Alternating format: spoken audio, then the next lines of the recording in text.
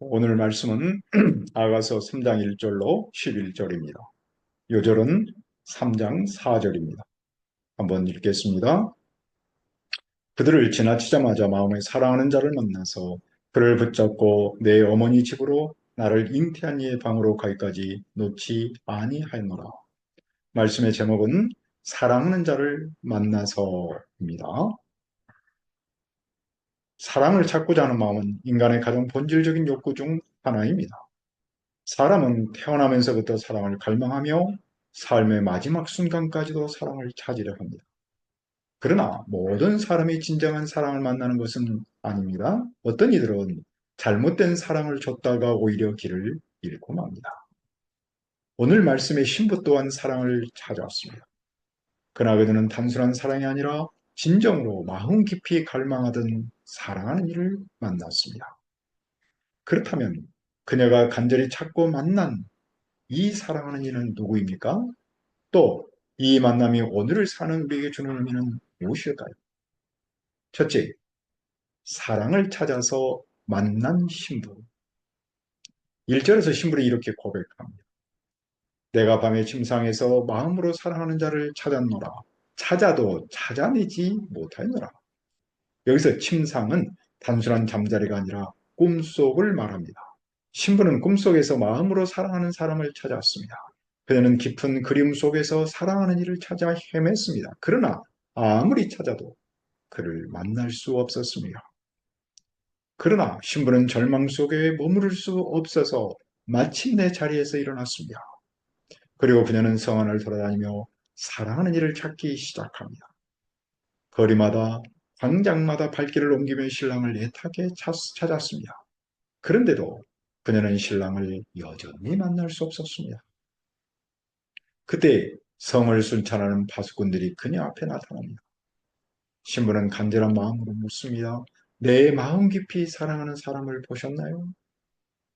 이 질문 속에는 사랑하는 이를 찾지 못한 신부의 애절한 마음이 담겨 있습니다.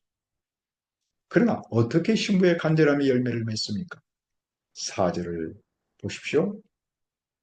그들을 지나치자마자 마음에 사랑하는 자를 만나서 그를 붙잡고 내 어머니 집으로 나를 잉태한 이의 방으로 가기까지 놓지 아니하였노라. 신부는 끝까지 포기하지 않고 사랑하는 이를 찾았을 때 드디어 만났습니다. 이 장면은 단순한 연애 이야기가 아닙니다. 이는 곧 이스라엘과 하나님과의 관계를 상징합니다. 신랑이신 하나님께서는 신부인 이스라엘을 떠나셨습니다. 그들이 신부로서의 자격을 잃고 결혼 서약을 파기했기 때문입니다. 이스라엘은 신랑이신 여호와 하나님 대신 우상을 섬겼습니다. 하지만 결국 이스라엘은 다시 하나님을 찾습니다. 처음에는 하나님께서 즉시 응답하지 않으셨습니다. 하지만 그들이 끝까지 포기하지 않고 찾았을 때 마침내 하나님과 다시 만나는 은혜를 경험하게 되었습니다. 오늘날 현대인도 이런저런 이유로 예수님을 떠날 수 있습니다. 믿음의 사람조차도 예수님을 떠날 수 있습니다. 하지만 누구든지 예수님을 간절히 찾으면 다시 만날 수 있습니다. 우리가 믿음으로 사는 삶이란 곧 예수님을 찾고 만나는 삶입니다. 또한 예수님을 만난다는 것은 우리의 기도가 응답받았음을 의미합니다.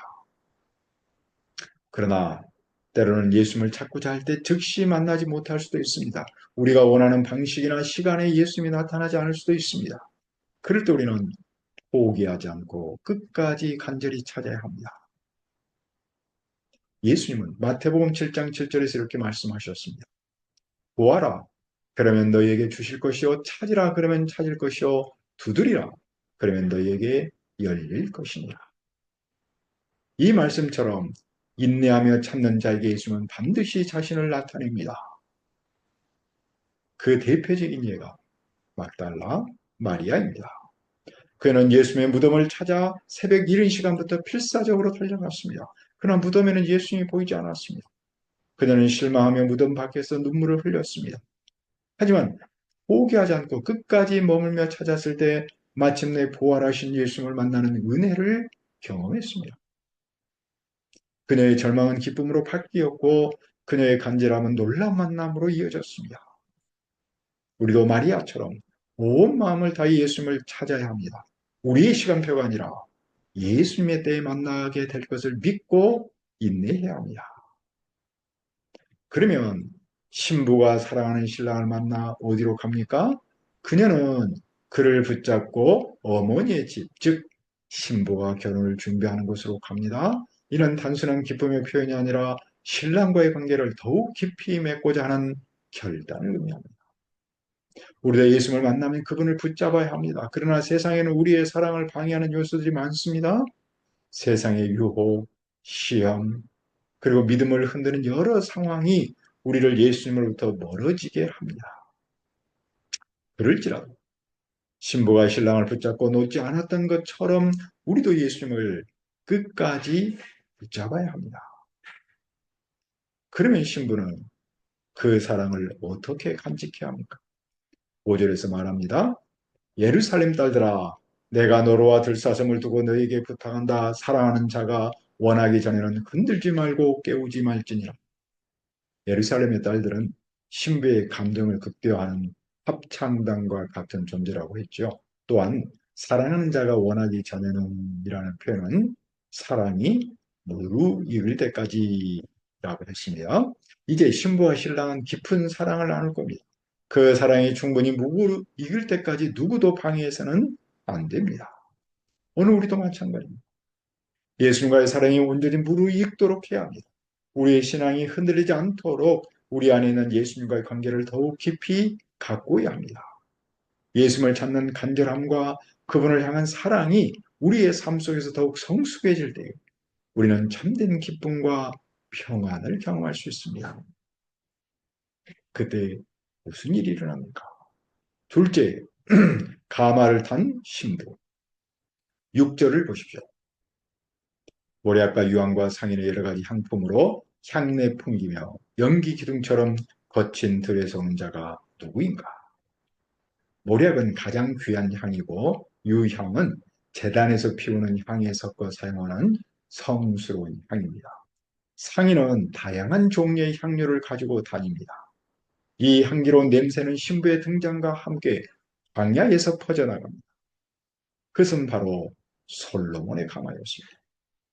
당시 결혼 풍습에 따르면 신랑은 신부의 집으로 가서 신부를 데리고 자기 집으로 돌아왔습니다. 그 신부가 탄 가마는 단순한 이동수단이 아니라 그녀의 영광스러운 입성을 상징하는 특별한 마차였습니다. 더욱이 이 가마는 강한 경호 속에서 보호받고 있었습니다.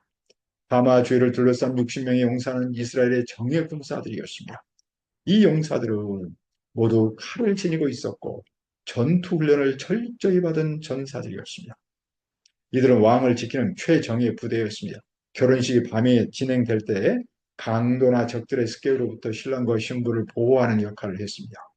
이처럼 철저한 경비와 호의 속에서 신부는 안전하게 신랑의 집으로 향하고 있었습니다. 그렇다면 이 가마는 무엇으로 만들었습니까? 솔로몬 왕은 특별히 레바논의 귀한 나무로 가마를 제작했습니다. 기둥은 은으로, 등받이는 금으로 장식되었으며 앉는 자리는 붉은 보랏빛 천으로 덮였습니다. 예루살렘의 딸들은 가마 내부를 아름답게 장식하여 그야말로 왕과 왕비가 탈만한 화려한 마차로 꾸몄습니다. 이 가마에 대한 묘사는 단순한 결혼 행렬을 넘어서 신부와 신랑의 지위와 권위를 강조하는 장면입니다. 용사들이 호위하고 화려하게 장식된 이 가마는 그 위에 탄 신부와 신랑의 높은 신분을 나타냅니다. 이처럼 신부는 왕비와 같은 존재로 존중받고 있습니다. 그렇다면 시온의 딸들은 이 장면 앞에서 무엇을 해야 할까요? 11절을 보십시오. 시온의 딸들아 나와서 솔로몬 왕을 보라. 혼인날 마음이 기쁠 때 그의 어머니가 씌운 왕관이 그의 머리에 있구나. 여기서 시온의 딸들은 예루살렘의 딸들을 가리킵니다. 신부는 그녀들에게 나와서 솔로몬 왕을 보라고 초청합니다. 신랑이신 솔로몬은 이제 혼인을 앞두고 그의 어머니가 직접 씌워준 왕관을 머리에 쓰고 있습니다. 이는 결혼의 영광과 기쁨을 극적으로 보여주는 장면입니다. 시온의 딸들은 이 장엄한 왕의 행렬을 열렬한 마음으로 맞이해요. 이는 단순한 호기심이 아니라 신랑과 신부의 혼인을 축복하고 경배하는 행위입니다. 마치 왕과 왕비를 맞이하는 백성처럼 그들은 솔로몬의 가마가 성으로 들어올 때의 기쁨과 환희로 가득 차입니다. 오늘날 교회에 주는 의미는 무엇일까요? 이 장면은 단순히 솔로몬과 한 여인의 결혼식을 넘어 궁극적으로 그리스도와 교회의 관계를 상징합니다. 오늘날 그리스도의 신부인 교회는 그리스도와 함께 가마를 타고 하나님 나라로 들어갈 겁니다. 우리가 그날을 향해 믿음으로 걸어갈 때 우리를 보호하는 영적인 용사들이 있습니다. 하나님의 군대가 우리를 보호하며 마침내 우리가 천국 문에 이를 때 우리를 맞이할 자들이 기다리고 있을 겁니다.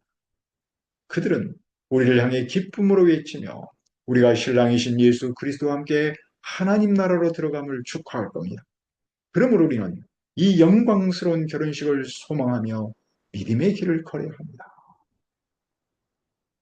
우리의 영혼은 본능적으로 사랑을 찾습니다.